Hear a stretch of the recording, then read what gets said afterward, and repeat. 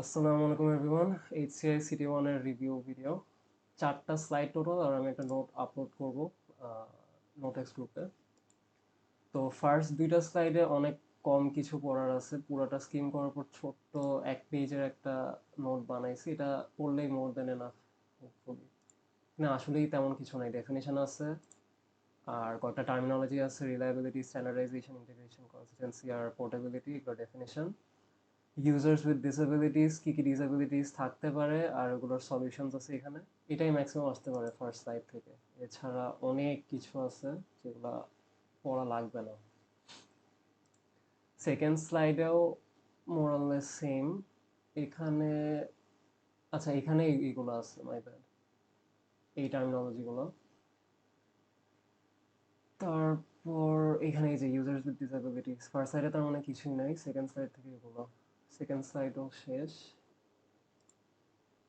এই ভিডিওটা যদি কেউ দেখে থাকে তাহলে প্লিজ লেট মি নো, আমি এটা দেখি নাই, এটা লাগবে কিনা, প্রবলি লাগবে না, স্কিপ করছি। আর থার্ডটা বিগেস্ট স্লাইড, এখানেও মানে বেশি কিছু নাই, বাট অনেক কি বলে ইলাবোরেট অনেক কিছু দেওয়া আছে। তো নোট ধরে আগাই। এটা অ্যাকচুয়ালি পুরোটা থিওরি, পড়লেই বোঝা যাবে যে মানে কোনটা কি কি আছে এখানে। একটা চার্ট টাইপ আছে বা ফ্লো চার্ট টাইপ আছে, যেটা প্রসেস অফ ডিজাইন। এটা মুখস্থই বলতে গেলে মোরলেস। এটা ওই ওয়াটার ফ্লো মডেলের কাইন্ড অফ সিমিলার। এই what is wanted actually requirements, এটার অ্যানালিসিস, ডিজাইন, প্রোটোটাইপ, এটা একটা লুপ, আর ইমপ্লিমেন্ট এন্ড ডিপ্লয়। এটা একটু ইম্পর্টেন্ট। পার্সোনা আর সিনারিও মানে কি? পার্সোনা হচ্ছে this rich picture description of an imaginary person who represents the core user group. For example, আমি যদি একটা অফিস ম্যানেজমেন্ট সিস্টেম বানাই, একটা অফিস ওয়ার্কার, ফর এক্সাম্পল যারা অফিস দেখে আসি আমরা, Jim would be an example of a persona. তো যার জন্য আমি বানাচ্ছি, তার একটা ইমাজিনারি পার্সন হিসেবে আমি চিন্তা করব যে ওই ইউজারটা কেমনে আমার অ্যাপের সাথে ইন্টারঅ্যাক্ট করবে বা বুঝবে কিনা। আমি ওই জায়গায় হলে কি করতাম, নট দ্যাট, মানে আমি একটা অফিসে কাজ করলে কি করতাম, that is not a persona. Persona হচ্ছে সে কি করতো। সো এক্সাম্পলটা স্লাইড 17-এ আছে এটার। এই যে ওয়্যার হাউস ম্যানেজার বেটি। তো এটা পুরা মানে এটার ডেলিবারেটলি অনেক বেশি ইনফরমেশন দেওয়া থাকে। এটা একটা এরকম একটা এক্সাম্পল পার্সোনা বানাইতে বলতে পারে এক্সামে, এক্সাম্পল দিয়ে ইলাবোরেট করতে বলতে পারে। What is persona, give example and explain. Scenario হচ্ছে যে স্টেপ বাই স্টেপ একটা ওয়াক থ্রু আমার অ্যাপের। ফর এক্সাম্পল, আমি একটা ইউজারকে আমার সিস্টেমে অ্যাড করতে চাই, এটা একটা সিনারিও হতে পারে। স্টোরিজ ফর ডিজাইন, এটার কোনো এক্সাম্পল, হ্যাঁ এখানে একটা এক্সাম্পল আছে। এটা যদিও হার্ডওয়্যার রিলেটেড এক্সাম্পল, আমি সফটওয়্যারটা বললাম। যে অনেক ধরনের সিনারিও হতে পারে, যেমন লগ ইন একটা সিনারিও হতে পারে, তারপর আপলোডিং অ্যান ইমেজ একটা সিনারিও হতে পারে। তো এটাই আর কি সিনারিওসের ইউজেজ। কি লিনিয়ারিটি হচ্ছে যে সিনারিও একটা লিনিয়ার পাথ ফলো করে। আমার সিস্টেমে তো অনেক ধরনের চয়েস থাকতে পারে, এগুলো কভার করবে না। সো মাল্টিপল সিনারিও দিয়ে পুরো একটা অ্যাপ কভার করা সম্ভব, বাট একটা সিনারিও দিয়ে না। আমি লগ ইন করে শুরুতে আমি একটা ইউজারকে অ্যাড করব, নাকি একটা ভিডিও আপলোড করব, নাকি একটা ফেসবুক পোস্টে লাইক দিব, মানে অনেকগুলো চয়েস তো ইউজারের কাছে থাকে।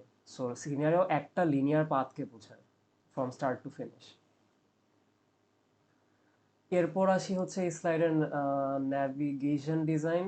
এটা সিম্পল। লোকাল স্ট্রাকচার মানে একটা সিঙ্গেল স্ক্রিন, আর গ্লোবাল স্ট্রাকচার মানে ফুল একটা সাইট। একটা ওয়েবসাইটে তো অনেকগুলো পেজ থাকে। লোকাল স্ট্রাকচার মানে এক একটা, মানে একটা পেজের লেআউট কেমন, আর গ্লোবাল স্ট্রাকচার হচ্ছে পুরো অ্যাপটার লেআউট কেমন, যে প্রতিটা পেজের। লেভেলস অফ ইন্টারাকশন, এটা নোটে কাইন্ড অফ দিছি যে উইজেটস মানে, মানে 4টা লেভেল আছে from small to big. Widgets মানে হচ্ছে একদম স্মলেস্ট এলিমেন্ট, একটা টেক্সট ফিল্ড হতে পারে, একটা বাটন হতে পারে। স্ক্রিন ডিজাইন মানে যেটা বললাম, single page layout. Navigation design মানে স্ক্রিন টু স্ক্রিন কেমন ন্যাভিগেট করবো এন্টায়ার ওয়েবসাইট আর অ্যাপ স্ট্রাকচার।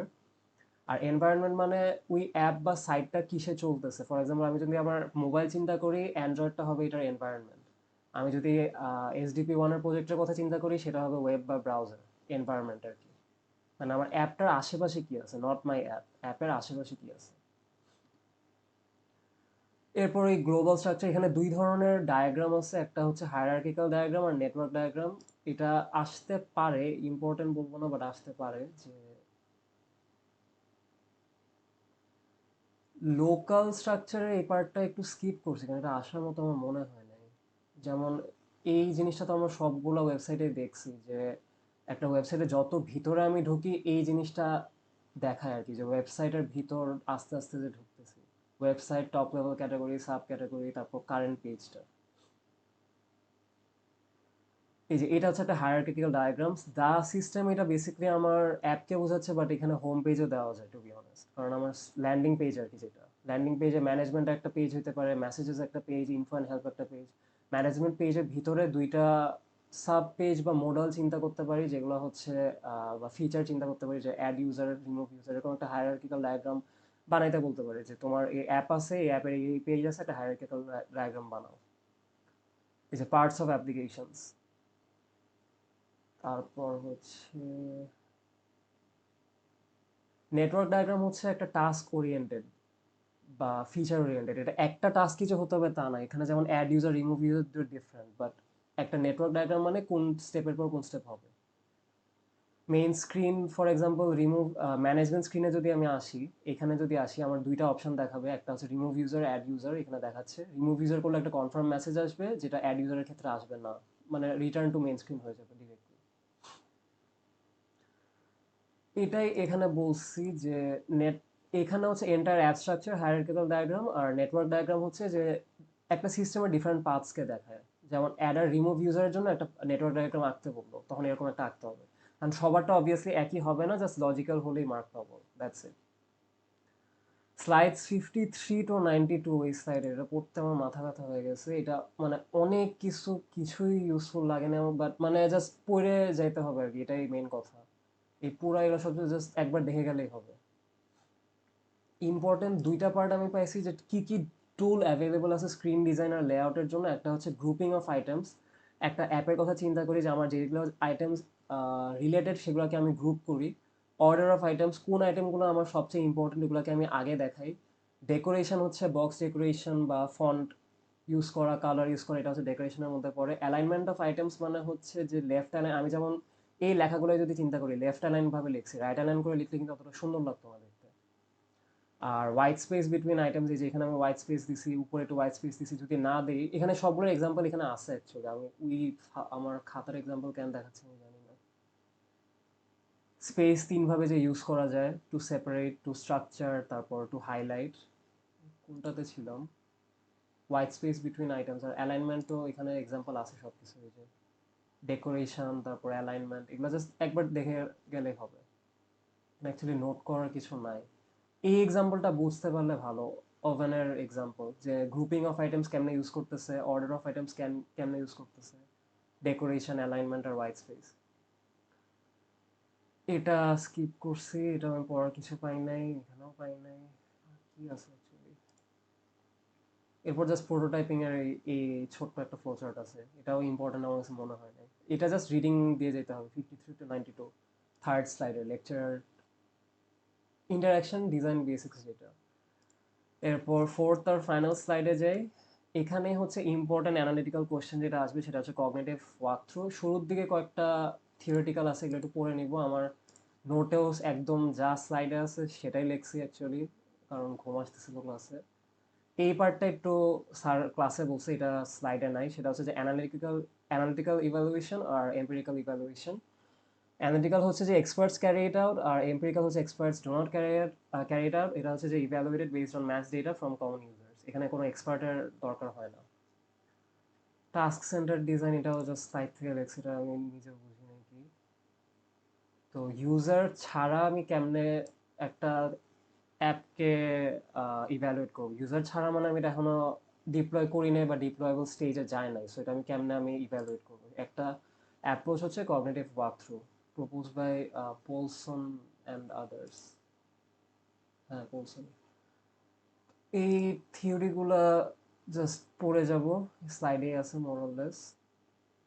এইগুলা যে সব মুখস্থ করা লাগবে তা না, এটা মুখস্থ করা লাগবে। Steps of cognitive walk through, select task, write down desired path. আর ইম্পর্টেন্ট হচ্ছে এই চারটা কোয়েশ্চেন একদম মুখস্থ রাখতে হবে। এক্সাক্ট ওয়ার্ডিং না, বা জাস্ট কি বুঝাচ্ছে, যে একটা এক্সাম্পলের থ্রুতেই বুঝাই, তাহলেই বেটার হবে।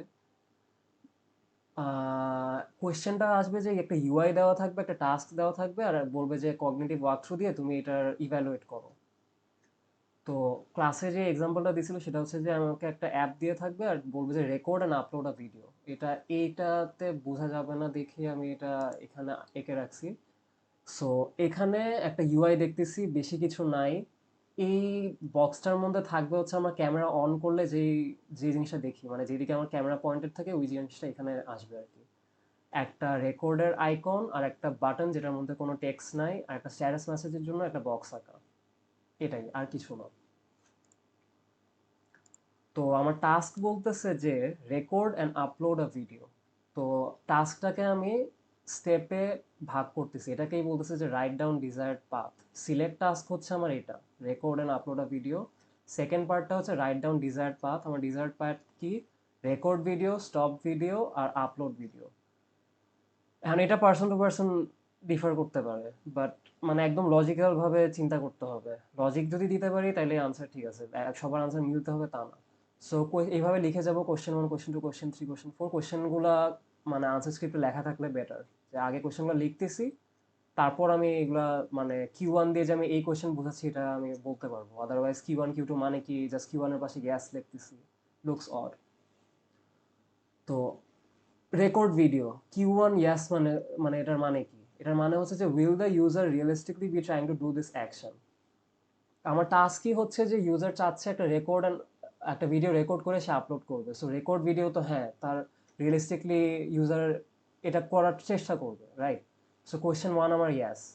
কোয়েশ্চেন টু হচ্ছে is the control for the action visible. ও যে কাজটা করতে যাচ্ছে সেটার জন্য যে বাটন বা যে আমি ইউজার ইন্টারফেস রাখছি সেটা কি ভিজিবল কিনা। কন্ট্রোল বলতে ইউজুয়ালি একটা বাটনই বোঝাবে, আমি যেটা বুঝতেছি। সো এখানে দেখি, এখানে আমার বাটনটা ভিজিবল আছে, সো হ্যাঁ, এটার আনসারও yes. Is the control for the action visible? Yes. Third question কি? থার্ড কোয়েশ্চেন হচ্ছে is there a strong link between the control and the action. Action কি? Record a video. কন্ট্রোলটা কি? এখানে কন্ট্রোলটা হচ্ছে একটা রেকর্ডের আইকন। সো হ্যাঁ, একটা লিঙ্ক আছে। এখন এটা একজন নো লিখে আবার বলতে পারে যে এখানে তো জাস্ট একটা ভিডিও রেকর্ডারের লোগো দেওয়া, এটা দিয়ে যে রেকর্ড শুরু হবে এটা তো বোঝা যাচ্ছে না। এটাও কিন্তু একটা লজিক্যাল আনসার। বাট আইকন মানে যদি আমি টেক স্যাভি হয়ে থাকি, আমি আইকনটা দেখে বুঝতেও পারবো, রাইট? সো দুইটাই ইয়াস বা নো দুইটাই হতে পারে, এখানে আমি ইয়াস দিছি। এরপর হচ্ছে কোয়েশ্চেন ফোর।